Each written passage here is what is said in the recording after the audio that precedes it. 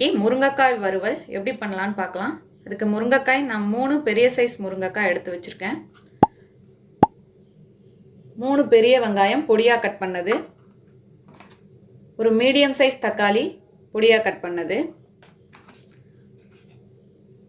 ஒரு பூண்டு ஃபுல்லா தோலோட இடிச்சு சேர்த்து வச்சிருக்கேன், 2 டேபிள் ஸ்பூன் குழம்பு மிளகாய் தூள், 1 டேபிள் ஸ்பூன் தேங்காய் துருவியது, 1 டீஸ்பூன் சோம்பு,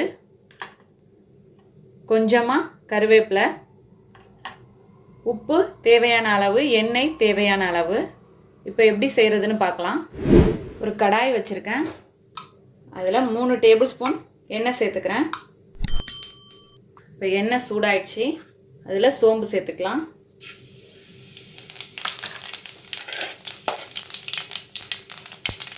சோம்பு பொரிஞ்சதும் ஆனியன்,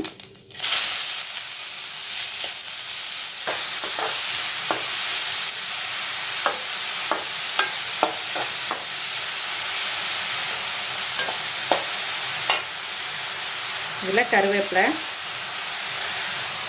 பூண்டு இடித்தது தோலோடையே இடிச்சுக்கோங்க.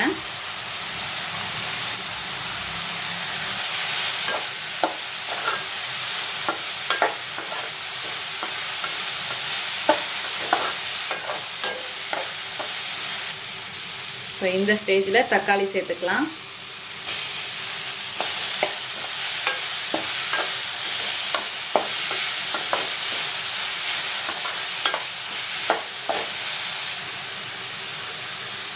முருங்கைக்காய் வறுவலுக்கு தேவையான அளவு உப்பை இப்போயே சேர்த்துப்போம்.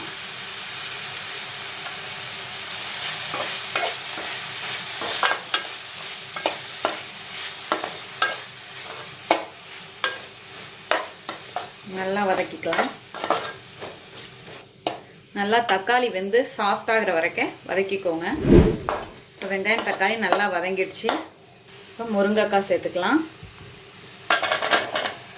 இப்போ அதோட மிளகாய்த்தூள், இது வீட்டில் அரைச்சது குழம்பு மிளகாய்த்தூள்,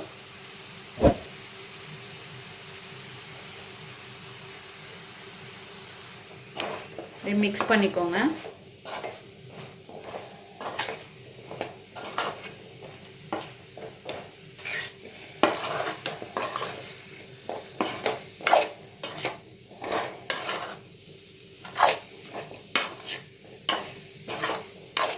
இப்போ முருங்கைக்காய்க்கு தேவையான அளவு தண்ணி ஊற்றி வேக வைப்போம்.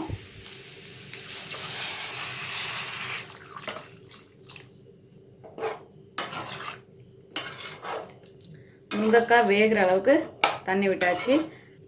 முருங்கைக்காய் வெங்காயம் தக்காளி எல்லாம் வதக்கி வச்சுருந்த மசாலா அளவுக்கு தண்ணி சேர்த்து வேக வச்சுக்கலாம். இப்போ மூடி போட்டுடலாம். இப்போ நல்லா கொதிச்சு வந்துட்டுருக்கு. ஓப்பன் பண்ணி பார்க்கலாம். இடையில கிளறி விட்டுப்போம், ஏன்னா அடி பிடிக்காமல் இருக்கிறதுக்காக. நல்லா வெந்துடுச்சு, இன்னும் வேகட்டும், தண்ணியெல்லாம் வற்றி வரட்டும். மூடி போட்டு இடையில கிளறி விட்டுக்கோங்க. இப்போ பாருங்கள் எவ்வளோ தண்ணி வற்றி வந்துடுச்சு. இன்னும் ட்ரை ஆகணும். இப்போ ஓப்பன் பண்ணியே இருக்கலாம். நான் இடையில ஒரு 4 or 5 டைம்ஸ் ஓப்பன் பண்ணி கிளறி விட்டுட்டு இருந்தேன். இப்போ நல்லா எண்ணெய் பிரிஞ்சு வருது. இப்படி கிளறி விட்டுக்குவோம்.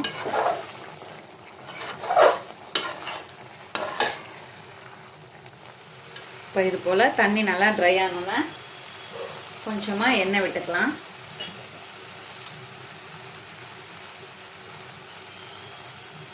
நான் 1 டேபிள் ஸ்பூன் அளவுக்கு எண்ணெய் விட்டுருக்கேன்.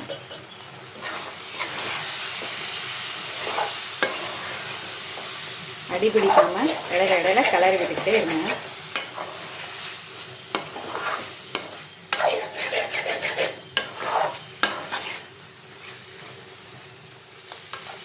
நல்லா சுருண்டு வந்துடுச்சு. இப்போ மீடியம் ஃப்ளேமில் வச்சுட்டு தேங்காய் சேர்த்துக்கலாம். சேர்த்துட்டு இப்படியே மிக்ஸ் பண்ணிக்கோங்க.